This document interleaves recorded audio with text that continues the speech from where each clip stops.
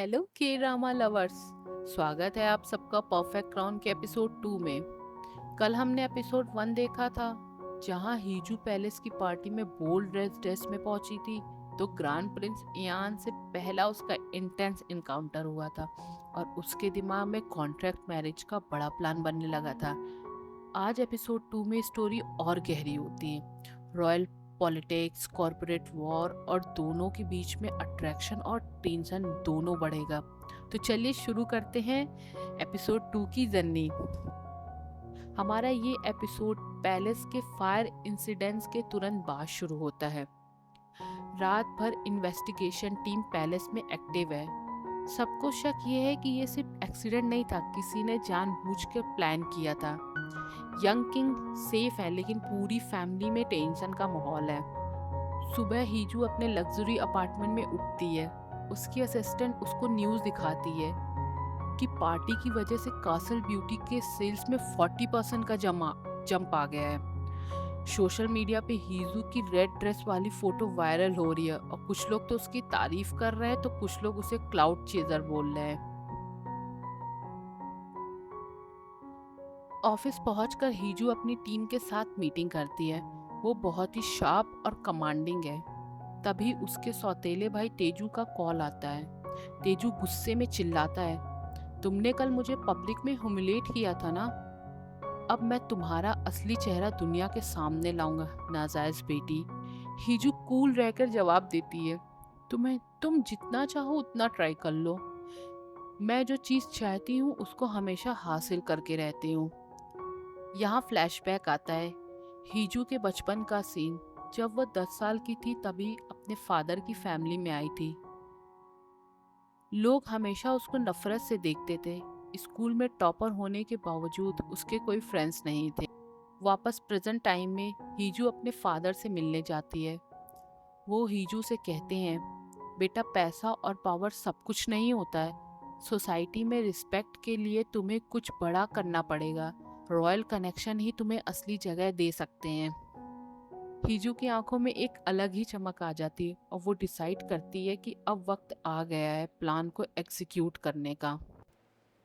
इधर हमें फ्लैशबैक में दिखाया जाता है कि 2009 के समय इनके स्कूल में एक आर्चरी कंपटीशन हो रहा था। वहीं ब्लू हाउस में प्रिंस इयान और रेड हाउस में हीजू और मिन थे। तभी युन मिन हीजू के ऊपर कमेंट करता है, जिसे सुनकर इयान बहुत गुस्सा करता है और उसको गुस्से में बोलता है कि दोबारा ऐसा मत कभी बोलना। जहां हर राउंड में इयान की टीम सबसे ऊपर थी और हीजू की टीम 1 पॉइंट से उसके पीछे थी। मैच देखने के लिए इयान के फादर यानी राजा भी आए हुए थे, लेकिन वो इयान की परफॉर्मेंस से खुश नहीं होते। आखिरी राउंड में इयान की टीम लीड कर रही थी 102 पॉइंट से, वहीं हीजू की टीम 101 पर थी। आखिरी तीर इयान चलाने आता है, जबकि हीजू ने 9 पॉइंट स्कोर किया था तो उसकी टीम 110 पॉइंट से ऊपर आ गई थी। अब सबकी नज़रें इयान पे थी, तो इयान यहाँ से अपना एरो शूट करता है।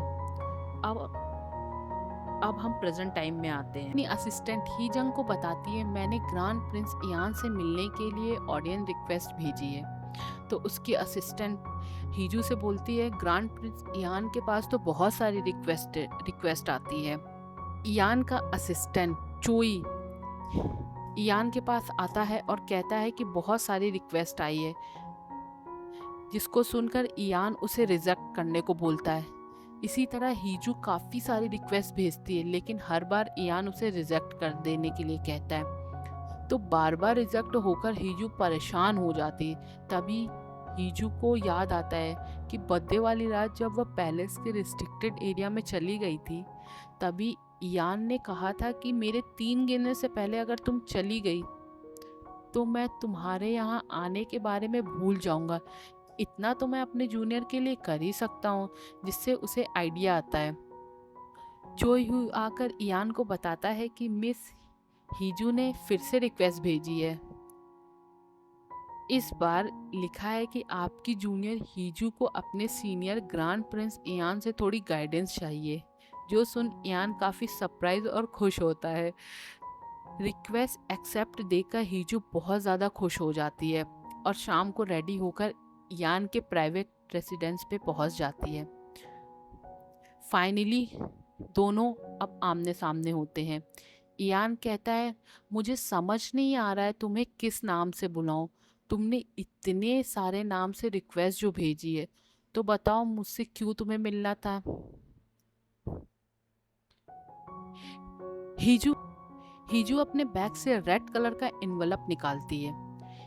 हीजू सीधा पॉइंट पे आती है और अपना प्रपोजल रखती है, एक कॉन्ट्रैक्ट मैरिज, सिर्फ 2-3 साल के लिए। आप मुझे रॉयल टाइटल और स्टेटस दो, मैं आपको बिजनेस नेटवर्क, मनी और फ्रीडम दूंगी। शादी से पेपर पे ही होगी, कोई पर्सनल इन्वॉल्वमेंट नहीं। डिवोर्स के बाद आप फ्री, मैं फ्री। इयान पहले हंस देता है और समझता है कि ये कोई जोक था, फिर सीरियस हो जाता है। वो कहता है, तुम्हें पता है रॉयल फैमिलीज में ये कितना कॉम्प्लिकेटेड है। क्वीन मदर और प्राइम मिनिस्टर कभी अलाउ नहीं करेंगे। बाद हम देखते हैं हीजू अपने मैनेजर से इयान के सारे शेड्यूल निकलवाती है।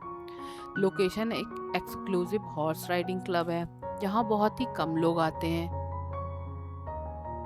इस तरह से हीजू हर जगह प्रिंस इयान का पीछा करने लगती है। फिर दोनों मिलते हैं। पहले थोड़ी ऑकवर्डनेस है। हीजू अपने स्ट्रॉन्ग पॉइंट देती है। दोनों के स्ट्रगल सेम है। दोनों को सोसाइटी के रूल से आज़ादी चाहिए। दोनों कैपेबल हैं, लेकिन अकेले कुछ नहीं कर सकते हैं। ये मीटिंग बहुत ही लॉन्ग और डीप डायलॉग वाली होती है। पहली बार दोनों एक दूसरे को थोड़ा समझ पाते हैं। इधर तेजू ने हीजू के अगेंस्ट बड़ा गेम खेला है।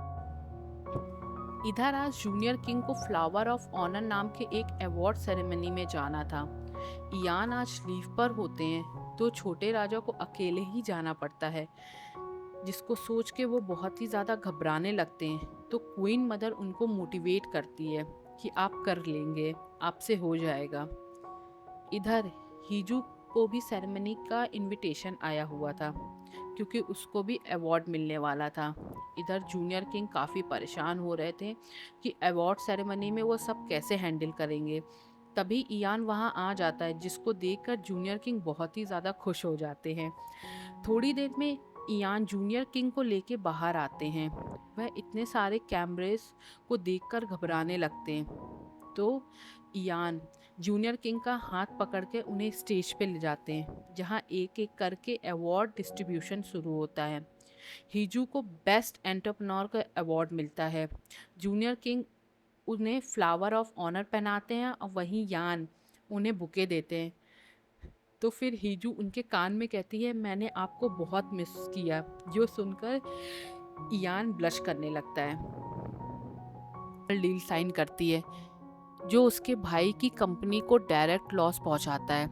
इस सीन में हीजू की रूथलेस सीईओ साइड बहुत स्ट्रांग दिखती है।